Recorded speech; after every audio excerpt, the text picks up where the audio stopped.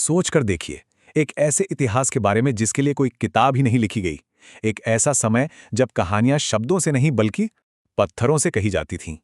तो सवाल ये उठता है कि हम उस अतीत को पढ़ें तो पढ़ें कैसे, जिसका कोई लिखा हुआ रिकॉर्ड ही नहीं है। पुरातत्वविद और इतिहासकार आखिर प्रागैतिहासिक भारत की कहानी को उजागर करते कैसे हैं? बस यही वो रहस्य है जिसे आज हम समझने की कोशिश करेंगे। तो चलिए एक रोडमैप देख लेते हैं।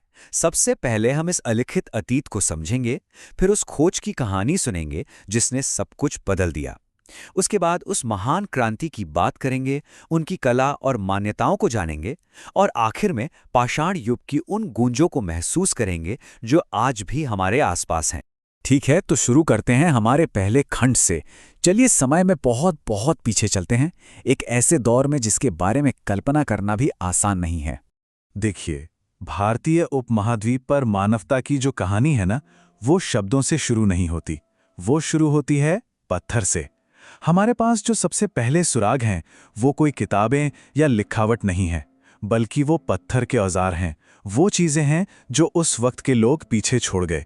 सच कहूं तो यही उनकी भाषा थी, यही उनका इतिहास था। तो अब सवाल यह है कि इस गुमनाम इतिहास को सबसे पहले सामने लाया किसने? ये कहानी शुरू होती है एक ऐसे इंसान से जो असल में कुछ और ही ढूंढ रहा था। यहीं से कहानी में एक बड़ा ही दिलचस्प मोड़ आता है। एक भूवैज्ञानी जिसका काम बस जमीन की पत्थरों की पड़ताल करना था, उसे गलती से बिल्कुल अचानक कुछ ऐसा मिल गया जिसने भारत के प्रागैतिहासिक अतीत के दरवाजे हमेशा के लिए खोल दिए। और ये शख्स थे रॉबर्ट ब्रूस फूट। पेशे से तो वो एक भूविज्ञानी थे, भारतीय भूविज्ञानी सर्वेक्षण के लिए काम करते थे, लेकिन उनकी तेज नज़र ने उन्हें भारत का पहला पुरातत्वविद भी बना दिया। जी हाँ, उन्होंने ही भारत में पहला पूरा पाषाण काल का औजार खोजा था। उनकी इस एक खोज ने ना अध्ययन का एक पूरा नया दरवाज़ा खोल दिया। इसी के बाद हम पाषाण युग को इन 3 मुख्य चरणों में समझ पाए। पुरापाषाण यानी पुराना पाषाण युग, मध्यपाषाण यानी मध्यपाषाण युग, और नवपाषाण यानी नया पाषाण युग। हर चरण मानव विकास की एक अलग ही कहानी बताता है। और सबसे कमाल की बात जानते हैं क्या है? बेलन घाटी जैसी कुछ जगहों पर हमें इन तीनों कालों के सबूत एक के ऊपर एक, परत दर परत मिलते हैं। ये बिल्कुल एक टाइम कैप्सूल जैसा है, जो हमें दिखाता है कि हजारों सालों में यहाँ जीवन कैसे विकसित हुआ। ओके, अब आगे बढ़ते हैं और बात करते हैं मानव इतिहास के सबसे बड़े, सबसे क्रांतिकारी बदलाव की। ये वो पल था जब इंसान ने प्रकृति से सिर्फ लेना नहीं, बल्कि उसके साथ मिलकर कुछ बनाना सीखा। जरा इस तुलना को देखिए। पूरा पाषाण काल में जीवन मतलब लोग शिकारी संग्राहक थे, खाना बदोश थे, एक जगह से दूसरी जगह घूमते रहते थे। लेकिन फिर आया नवपाषाण काल और सब कुछ बदल गया।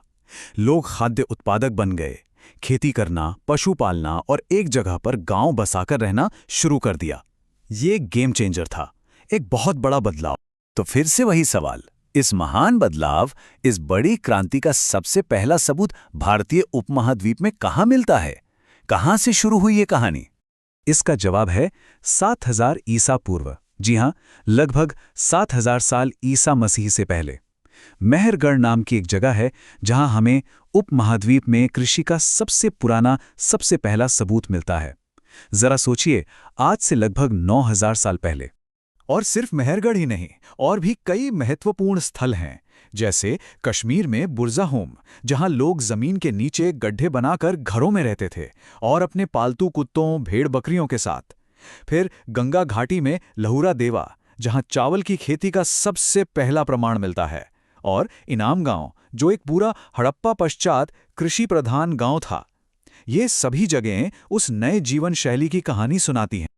पर ये लोग सिर्फ जिंदा रहने के लिए संघर्ष ही नहीं कर रहे थे, उनकी एक सांस्कृतिक, एक आध्यात्मिक जिंदगी भी थी। तो चलिए अब उनकी इस दुनिया में झांकने की कोशिश करते हैं। मतलब औजारों और भोजन के अलावा वो सोचते क्या थे, वो विश्वास किस चीज में करते थे? ये ऐसे सवाल हैं जिनके जवाब ढूंढना जाहिर है थोड़ा मुश्किल है, पर नामुमकिन बिल्कुल नहीं। और इसका सबसे बेहतरीन जवाब मिलता है भीमबेटका की इन गुफाओं में। यहाँ की चट्टानों पर हजारों चित्र बने हुए हैं, और ये चित्र पूरा पाषाण काल से लेकर मध्यकाल तक के हैं। ये सिर्फ कला नहीं है, ये उनकी जिंदगी की एक पूरी कहानी है। शिकार के दृश्य, नाचना गाना, सामुदायिक जीवन, सब कुछ है। सच में ये उनके अतीत में झांकने के लिए एक खिड़की जैसी है।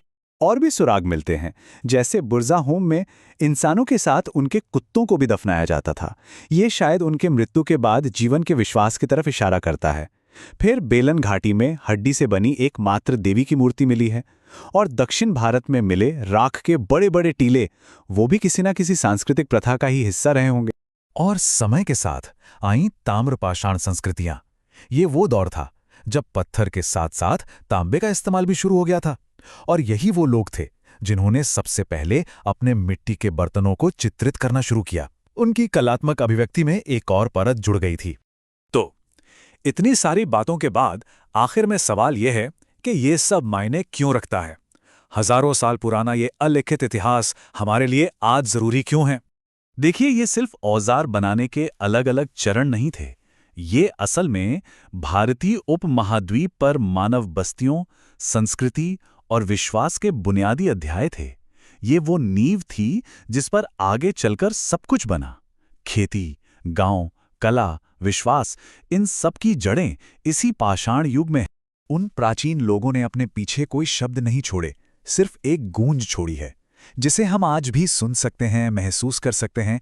और ये एक सवाल भी छोड़ जाती है कि हम अपनी आने वाली पीढ़ियों के लिए कौन सी गूंज छोड़कर जाएंगे।